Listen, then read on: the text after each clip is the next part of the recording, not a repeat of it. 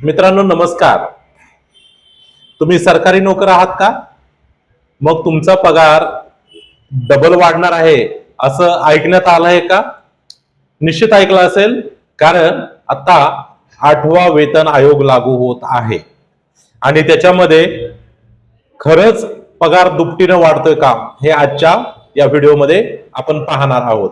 मित्रांनो, आपल्या चॅनलवर आपण आर्थिक जे काही नॉलेज आहे त्याविषयी, आर्थिक ज्या काही घडामोडी घडतात, सध्या मार्केटमध्ये काय चालू आहे आणि सध्या जे जे जे काही अपडेशन होत आहे किंवा जे काही गुंतवणुकी अर्थविषयी ज्या काही मार्केटमध्ये ज्या बातम्या येत असतात, जे काय रिझर्व्ह बँकेची पॉलिसी असते, या संदर्भात आपण चालू घडामोडी असतील किंवा ते कार्य कसे करतात, जे काय आपले गुंतवणूकदार आहेत किंवा जे इन्व्हेस्टर आहेत ते कशा पद्धतीनं मानसिकता त्यांची असते, या संदर्भातल्या अनेक विषयांवर आपण नवीन नवीन व्हिडिओ बनवत असतो.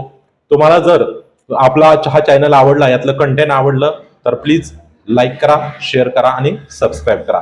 चला आपल्या आजच्या मुख्य विषयाकडे येऊया. 8वा वेतन आयोग कधी लागू होणार आणि त्याच्या काय नियम आहेत, काय तरतुदी आहेत आणि खरंच शासकीय कर्मचाऱ्यांचा पगार दुप्पट होऊ शकतो का, हे आजच्या या व्हिडिओमध्ये आपण पाहणार आहोत. चला सुरू करूया.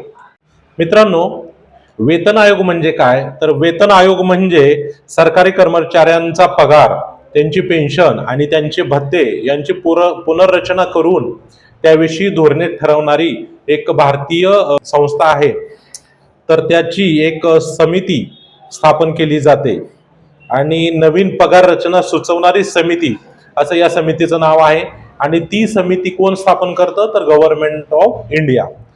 आता आपण पाहूया की 7वा वेतन आयोग म्हणजे या जो चालू आयोग आहे तो कधी लागू झाला. तर 7वा वेतन आयोग हा 2016 मध्ये आलेला आहे, म्हणजे जवळपास 10 वर्ष. आणि वेतन आयोगाची पुनर्रचना ही साधारण दर 10 वर्षांनी रिपीट केली जाते, म्हणजे त्याच्यावर शिफारसी, सूचना आणि या सगळ्यांचा अंतर्भाव करून नवीन वेतन आयोग लागू केला जातो.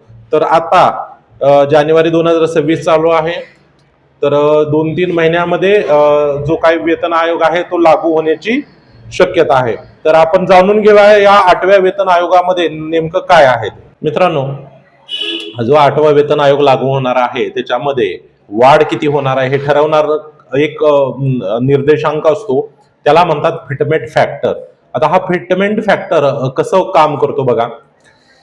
जानेवारी 2016 मध्ये जो 7वा वेतन आयोग लागू झाला होता त्यावेळेस फिटमेंट फॅक्टर होता 2.57.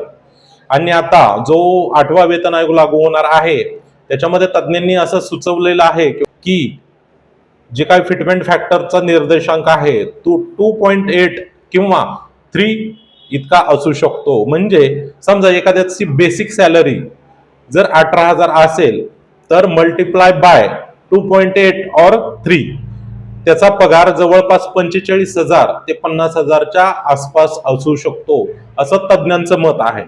8वा वेतन आयोग लागू झाला तर डिअरनेस अलाउन्सवर काय परिणाम होईल?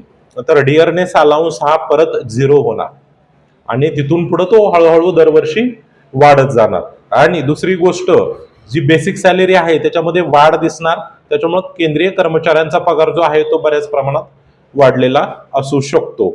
आणि याचा फायदा कोणाला होईल? जर जे काही पेन्शनधारक आहेत त्यांना, जे आता केंद्र सरकारचे कर्मचारी आहेत त्यांच्या पगारामध्ये चांगल्या पद्धतीची वाढ होऊ शकते. आता याचा फायदा सर्वसामान्य जनतेला काय होणार बघा. आता लोक म्हणतील हा तर केंद्रीयच्या शासनात जे जे सरकारी कर्मचारी आहेत त्यांना फायदा होईल, आम्हाला काय फायदा होईल त्याचा? तर लक्षात घ्या मित्रांनो, जसा त्यांचा पगार वाढेल तसं मार्केटमध्ये पैशाचं सर्क्युलेशन वाढणार आहे. त्याच्यामुळं ज्या काही उद्योगधंदे आहेत त्यांच्याकडे पैसा येणार आहे, उत्पादन वाढणार आहे आणि त्याच्यामुळे मार्केटमध्ये पैसा खेळता राहणार आहे. आता काही लोक म्हणजे एवढ्याच्या केंद्र सरकारच्या संख्येमुळं एवढी मोठी अर्थ व्यवस्थेला कशा पद्धतीने चालना मिळेल? तर मित्रांनो, सर्क्युलेशन हे चाकांवर डिपेंड असतं. तर आपल्या भारतीय अर्थव्यवस्थेचं एक चाक म्हणजे हे केंद्र सरकारचे प्रतिनिधी आहेत किंवा केंद्र सरकारचे कर्मचारी आहेत. तर त्यांच्या डिअरनेस अलाउन्स मध्ये वाढ न होता बेसिक सॅलरी मध्ये वाढ होणार आहे 100% 8वा कमिशन आल्यानंतर. आणि त्याच्यामुळे काय होणार आहे की अर्थव्यवस्थेमध्ये पैशांचा ओघ चालू राहणार आहे आणि त्याच्यामुळे सर्वच व्यवसायांना चालना मिळू शकते. हा मुळात 8व्या वेतन आयोगानंतर आलेला चांगला बऱ्यापैकी फ्लो असू शकतो मार्केटमध्ये. आता हा 8वा वेतन आयोगाचा फायदा कोणाकोणाला होऊ शकतो हे लक्षात घ्या. 8व्या वेतन आयोगाचा फायदा हा केंद्रीय निवृत्ती कर्मचारी, केंद्र सरकारचे पेन्शनधारक, परत राज्यातले काही अंशी जे काही केंद्राच्या ह्याच्यामध्ये येतात, अखत्यारीत येतात त्यातले कर्मचारी, आणि जे आर्मी, नेव्ही आणि जे काय आपले संरक्षण दल आहेत त्यातील लोक, यांना या 8व्या वेतन आयोगाचा फायदा होऊ शकतो.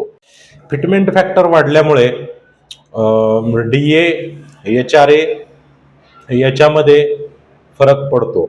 आता DA जो आहे परत बेसिक पासून सुरू होतो, पण HRA आणि DA हा वाढल्यामुळे आणि बेसिक सॅलरीमध्ये प्रचंड वाढ झाल्यामुळे 8व्या कमिशन मध्ये लोकांच्या हातात भरपूर सारा पैसा येणार आहे. आणि त्याच्यामुळे DA जरी कमी झाला तरी मूळ जी काय मिळणारी रक्कम आहे, जो काय पगार आहे, त्याच्यामध्ये कुठेही अशी कमतरता दिसणार नाही. त्याच्यामुळं 8व्या वेतन आयोग जो काय लागू होणार आहे त्याविषयी सरकारी कर्मचाऱ्यांच्या मनामध्ये उत्सुकता आणि आनंद आहे.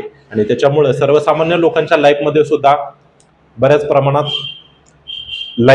आणि अर्थव्यवस्थेमध्ये बऱ्याच प्रमाणात फरक पडणार आहे. तर पाहूया येणाऱ्या काळामध्ये 8वा पे कमिशन लागू झाल्यानंतर कशा पद्धतीनं भत्ते आणि इतर गोष्टी वाढतायत हे पाहणं महत्वाचं ठरेल. भेटूया नवीन व्हिडिओमध्ये नवीन कन्सेप्ट सोबत. धन्यवाद.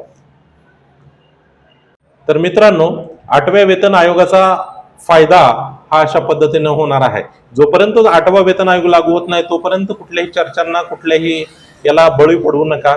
आणि त्याचा 8वा वेतन आयोग लागू झाल्यानंतर भारतीय अर्थव्यवस्थेला चालना मिळेल, रोजगार उपलब्ध होईल, बऱ्यापैकी पैशाचं सर्क्युलेशन मार्केटमध्ये असेल आणि त्याच्यामुळे उद्योग धंद्यांना चालना मिळू शकते.